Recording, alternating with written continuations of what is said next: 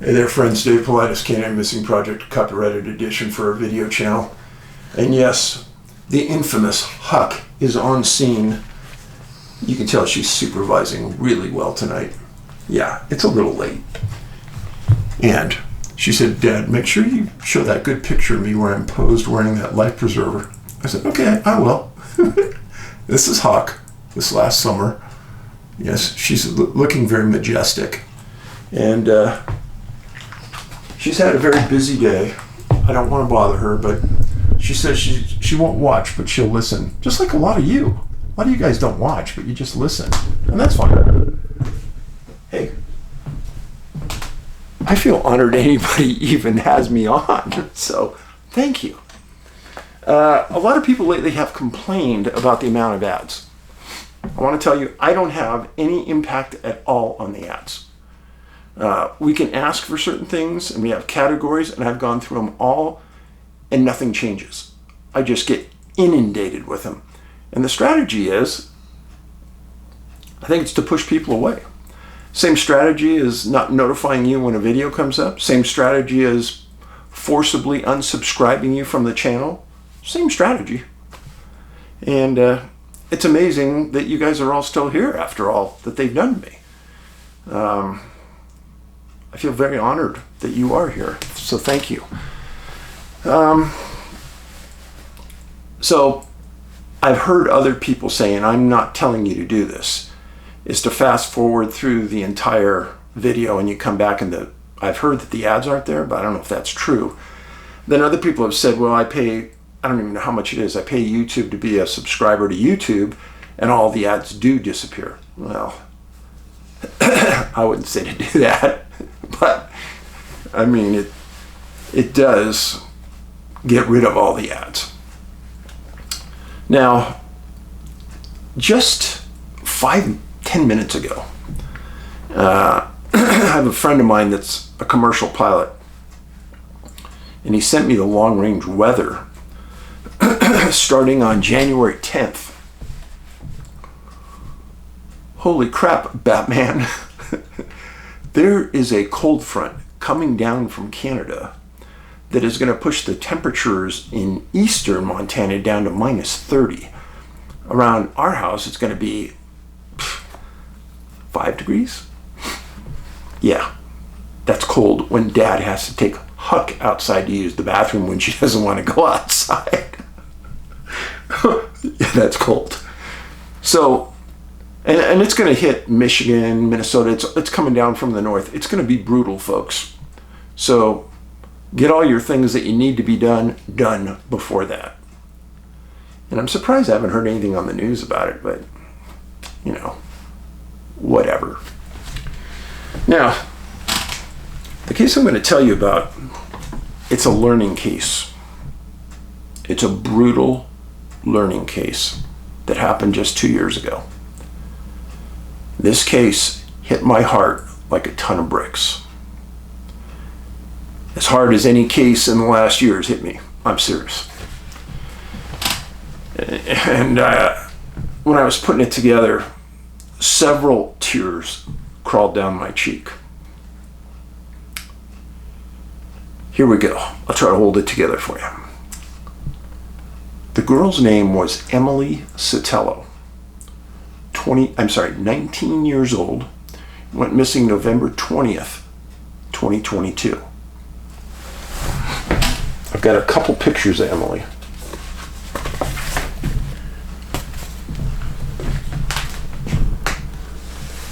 Emily was a sophomore at Vanderbilt University, and she was a double major in biochemistry and chemical biology. Friends, let me tell you something. Being a single major in biochemistry is a tough haul. A double major? You got to be borderline genius. But Emily she was super smart. But she was also a really giving person. She volunteered to assist on a school project at a Navajo reservation for Native American kids to keep them away from drugs and alcohol. And she was one of the main people at her school's DORE, D-O-R-E project.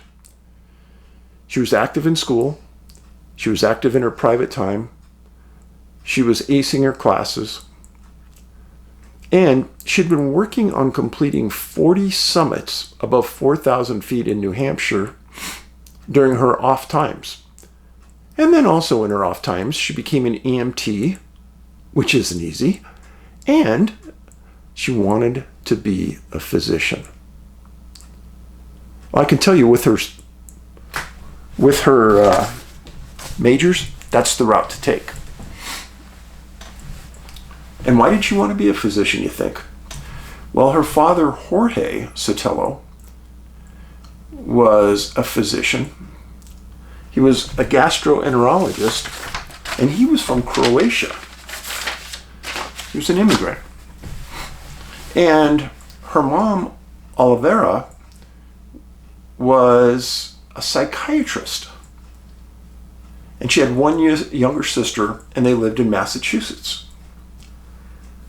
Now, Emily developed this plan about a year before this, maybe 2 years, to finish the 40 peaks on her birthday, which would have been November 23rd of 2020. So she had this rolling around in her head. She had mapped out the routes. She had planned this to specificity. On November 19th, her and her mom had already talked about this, and her mom had taken a week off of work just to be with Emily and support her in this effort. So Emily and her mom drove to New Hampshire, got supplies, ate a few meals. Mom checked them into a local hotel in Franconia, New Hampshire. And Emily, in the previous summer, during those off times, had been summiting different locations above 4,000 feet. She was extremely athletic, incredibly smart, and unreal on her giving persona. How many people do you know like that? Really? Emily told her mom that she was checking on the weather for the next day. Doing what I tell all of you to do. Now, her mom also checked the weather, but they were checking the weather for Franconia, New Hampshire, not the summit of the mountains where Emily was going. And in Franconia, the weather was going to be cold, like freezing cold, 30s, with light winds. So in Emily's mind, it was all go. So she told her mom she was going to set her alarm for 4 o'clock, 4:30 in the morning, get him up, short drive to the trailhead, and she'd be on her way. Well, at 4:30 in the morning, she gets dropped off at the trailhead at a place called the Lafayette Place Campground. She had mapped out to summit Mount Lafayette that day, turn around, come back down, have lunch with her mom, and plan the next couple of days where she's going to also summit Mount Haystack and Mount Flume. And that would encompass her 40 summits, completing it on her birthday with her mom there to support her. Outstanding. She was wearing a brown jacket, low-cut hiking, like trail running shoes, exercise pants with long johns, no hat, a backpack with energy bars, water, and a cell phone. Now we'll go back through this later, but that's what it was reported that she had. And she had a cell phone. Well, at 5 a.m., Emily sends her mom a text saying that she wants her mom to bring her quinoa with chicken papaya, coffee, and water when they meet for lunch. A perfect meal. If you guys don't know about quinoa, that's like the perfect nut grain. It really is a super healthy way to cook and eat. And I've had it at restaurants where it's been great, and I've had it where it's been horrible. So take it as it is. But quinoa is really good for you. Well, her mom gets the message, texts back, okay, I'll meet you at noon. So the destination for Emily was Mount Lafayette. Temps were in the single digits on the summit that day, blowing snow with 40 to 60 mile an hour winds. Now, when I say temps in the single digits, there's also a wind chill factor that drags that down quickly. Yeah, dangerous. Well, Mom's waiting there at the trailhead, and Emily's not coming. Mom's texting, not getting a response. Her mom's freaking out. Her mom's freaking out because the previous August, her mom was sitting at a trailhead under similar circumstances, except not bad weather, and Emily didn't arrive on time. Well, what Emily was doing was helping some climbers in despair get down off the mountain safely. Remember I told you about her giving nature, and she eventually got back, and her mom was just not mad because she was helping somebody, but just freaked out. And now she's living freaked out again because Emily's not there. Well, at 3 p.m., her mom makes a good decision. She's going to call the New Hampshire Warden Service and get help. Searchers, wardens arrived quickly. They were told what was happening, and they immediately checked the weather conditions out there, and they were brutal. Horrible. A request was made by the first arriving units to contact AT&T and ping her phone and find out where that ping comes back to. Smart idea. Now, interesting part was, at the end of almost every article, it says that AT&T and their investigation service helped in this endeavor. But they never said where the phone was pinged to. Well, or even if they did get a ping off it, or where was the last point that phone pinged a signal off of? That's another important point. Well, they searched until it got dark, and then it got really cold. The wind was blowing really hard and snowing. Now, what I'm thinking about as I'm doing this is, good God, can you imagine what her mom and dad are going through that night? I can't imagine the turmoil and grief. They know it's bad.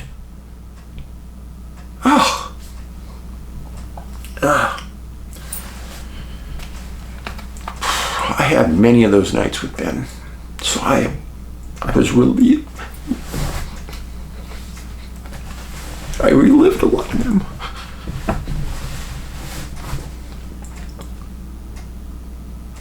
November 21st, the next day, New Hampshire wardens called for more assistance. The night before, searchers started to come in. Friends,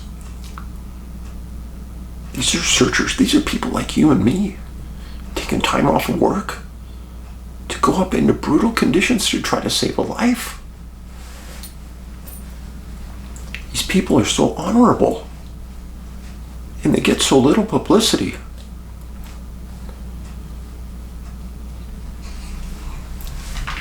So, search crews started to go up the trail towards Mount Lafayette. They knew this was the destination for Emily.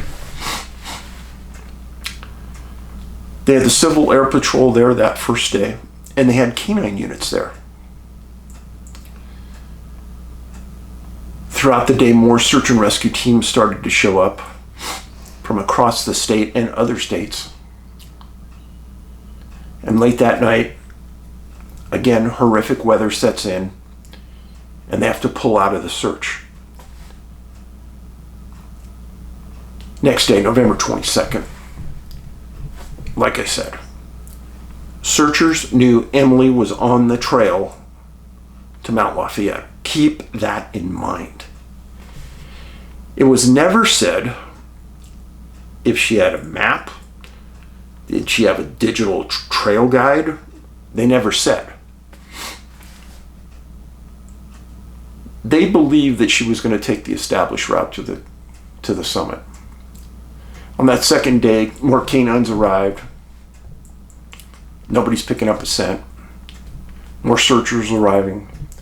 There were windows of opportunity where National Guard, Army helicopters were flying, and Civil Air Patrol planes.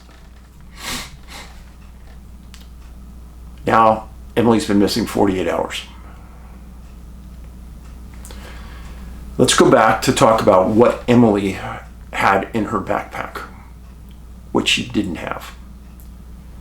Now, I am not pointing a finger at Emily. This has to be about saving others in the future, like people listening right now.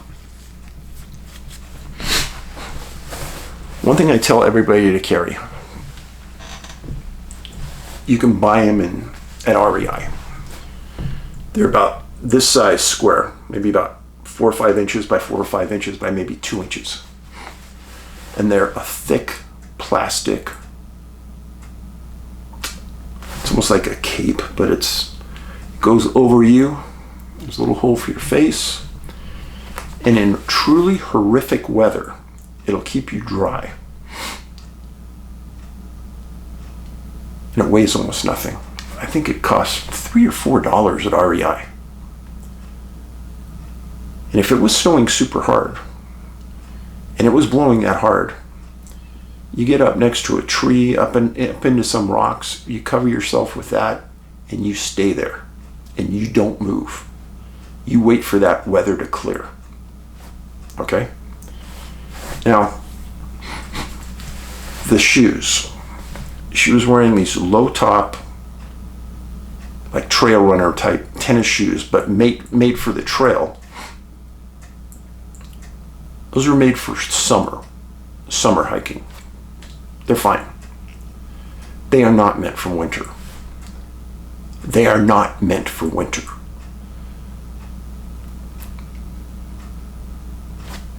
Enough said. And again, I go back to, I don't know what kind of map she had. They never said.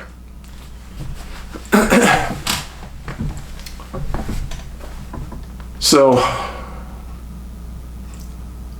late in the day, the searchers on the 22nd, with the help of helicopters, find some tracks that are off trail on the northwest side of the mountain. And as it started to get dark, they had to get to the point where they were going to pull out. But the search commander said it took searchers 2 hours to travel 900 feet. Stop right there. Stop right there.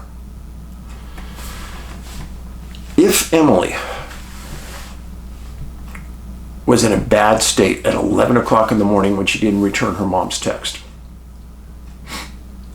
why would you continue to push your way into an area that is so unbelievably difficult to travel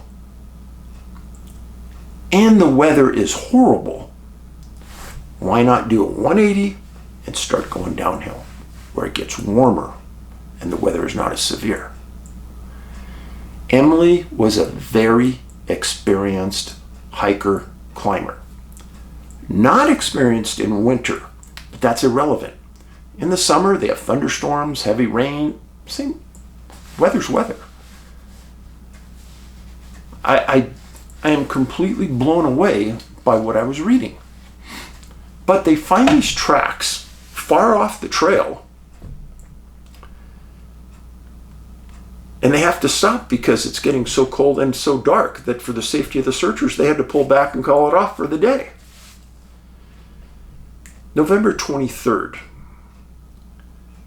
commanders said that they were going to send the SAR teams into the same area from 3 different directions, just to ensure that they didn't miss her if she happened to be walking out. Brilliant. This is something that search and rescue people do not do enough of. And if you've read my books, you understand how sometimes a victim is found miles and miles outside the search zone in an area that they never covered. Well, this commander did the right thing. And remember, canines have never picked up this scent. They found these tracks by helicopter. Yeah, helicopter. If there's tracks in the snow, why aren't the dogs picking that up? Yeah. So they start off the 23rd at 7 o'clock in the morning, and they're hiking for 4 hours. They get to an area, and they called it the headwaters of Lafayette Brook. On the northwest side of the mountain. They never stated the elevation. They never stated the condition of the body or what she was or wasn't wearing at the time she was found. They just stated they found Emily's body. Okay. I get that. But then they said that she was 3/4 of a mile off trail. So, remember, it took them 2 hours to travel 900 feet. And searchers are in good shape. And they're wearing all the right gear. How long do you think it took Emily to travel 3/4 of a mile in that brutal weather? Think about that. So they find her body. They call for the National Guard helicopter, and it flies out, and they pull her body out of the wilderness, and they fly it to CanAm Mountain ski area where the coroner's office is waiting. Okay.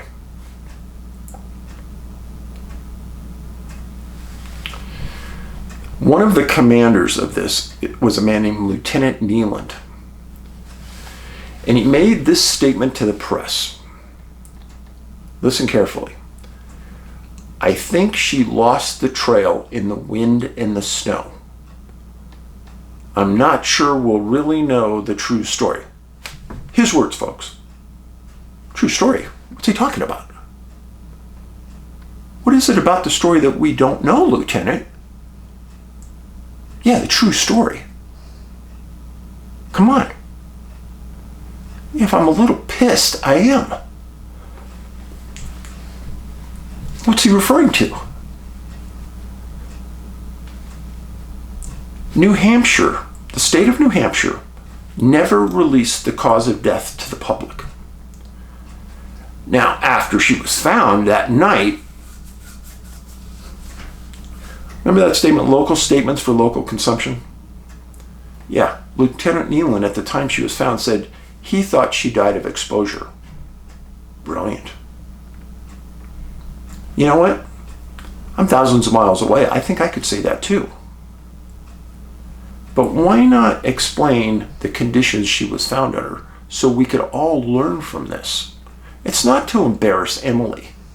Not in the least. I'm not about that. And I'm sure her parents are not about that. But if we are to learn so that mistakes aren't made into the future, let's explain all the factors.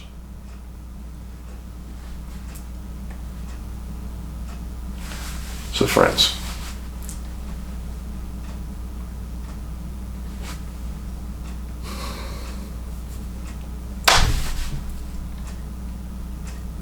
Emily is found on her 20th birthday.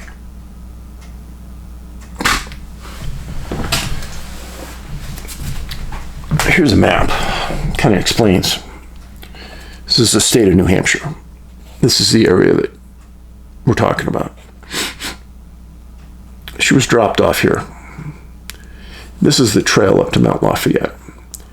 Now, where this map says she was found is not true. That would be the northeast side of Mount Lafayette. She was found where I put the arrow on the northwest side of Mount Lafayette. She was flown out to CanAm Mountain Ski Resort right here.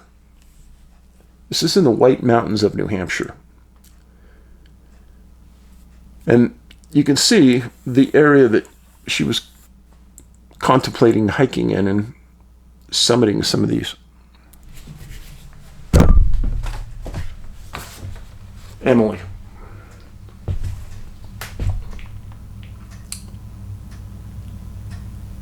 When weather turns bad on the trail, why didn't you turn back? It's important to acknowledge goodwill when it's done. The Pemigewasset Valley Search and Rescue, Androscoggin Valley Search and Rescue, Mountain Rescue, Upper Valley Wilderness Response Team, Army National Guard, Helicopter Flight Ops, Civil Air Patrol, New Hampshire Homeland Security, and AT&T investigators all played a part in getting Emily back to her parents.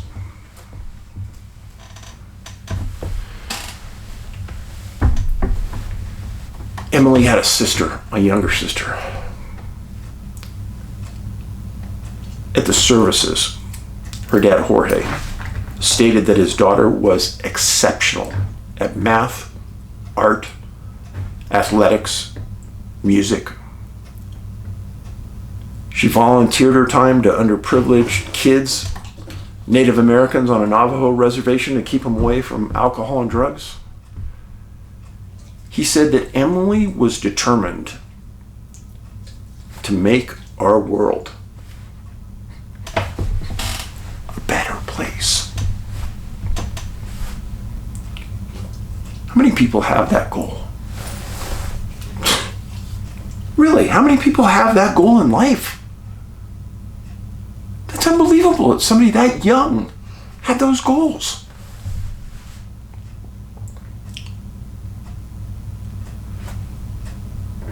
We hear stories about spoiled kids coming from privileged homes. Emily was as far from that as you could imagine.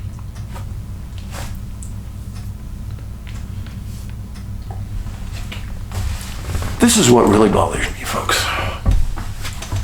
How many times have I told you about exceptional young people that have died under unbelievable circumstances? It's too many times to count. So what I'm thinking about in my mind is, if Emily had lived, what would she have accomplished in our world?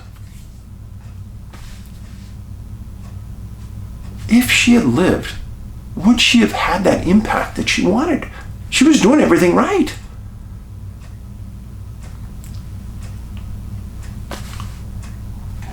What kind of force got in the way of her life proceeding?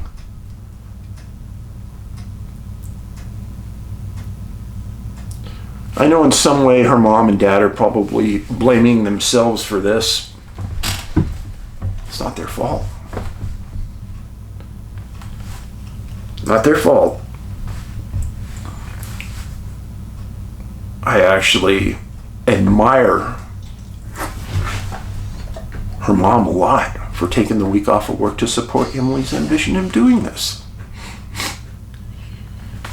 So, Lieutenant Neeland made a statement to the press about the 10 things that he needed, or that he recommended, that everyone should carry, that Emily wasn't carrying. Now listen to this list: map, compass, warm clothing, hat, extra food, water, flashlight or headlamp, matches, first aid kit, rain jacket, pocket knife.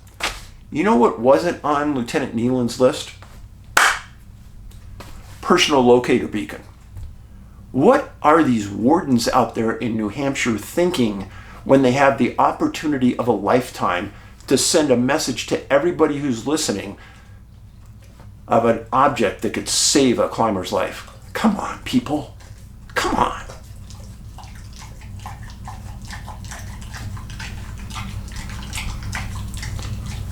Friends,